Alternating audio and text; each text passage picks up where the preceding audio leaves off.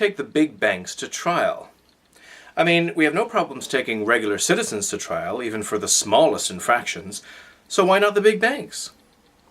Well, Senator Elizabeth Warren posed this question to the bank regulators recently, and this is the response she got.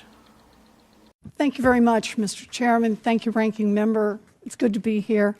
And thank you all for appearing. I've sat where you sat. It's harder than it looks, so I appreciate your being here. I want to ask a question about supervising big banks when they break the law, including the mortgage foreclosures, but others as well. You know, we all understand why settlements are important, that trials are expensive and we can't dedicate huge resources to them. But we also understand that if a party is unwilling to go to trial, either because they're too timid or because they lack resources, that the consequence is they have a lot less leverage in all the settlements that occur. Now, I know there have been some landmark settlements, but we face some very special issues with big financial institutions. If they can break the law and drag in billions in profits and then turn around and settle, paying out of those profits, they don't have much incentive to follow the law. It's also the case that every time there's a settlement and not a trial, it means that we didn't have those days and days and days of testimony about what those financial institutions had been up to.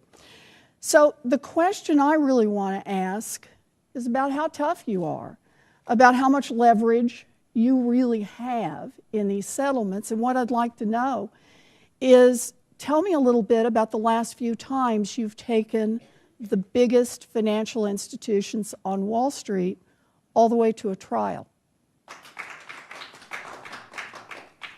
Anybody?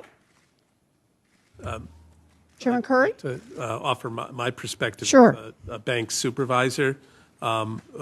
We primarily view the tools that we have as mechanisms for correcting deficiencies.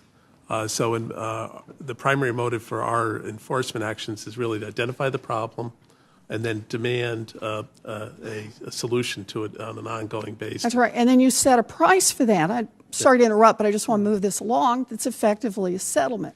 And what I'm asking is, when did you last take, and I know you haven't been there forever, so I'm really asking about the OCC, a large financial institution, a Wall Street bank, to trial? The institutions I supervise, national banks and federal thrifts, we've actually had a fair number of consent orders. We do not have to bring people to in a trial or an Well, I appreciate that you say you don't have to bring them to trial. My question is, when did you bring them to trial?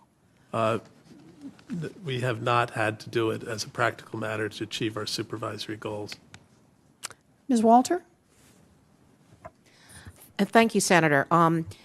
As you know, among our remedies are penalties, but the penalties we can get are limited, and we actually have asked for additional authority, my predecessor did, to raise penalties. When we look at these issues, and we truly believe that we have a very vigorous enforcement program, we look at the distinction between what we could get if we go to trial and what we could get if we don't. I appreciate that. That's what everybody does. And so the question I'm really asking is, can you identify when you last took the Wall Street banks to trial? I will have to get back to you with the specific information, but we do litigate, and we do have settlements that are either rejected by the Commission or not put forward for approval. We've got multiple people here. Anyone else want to tell me about the last time you took a Wall Street bank to trial? You know, I just want to note on this.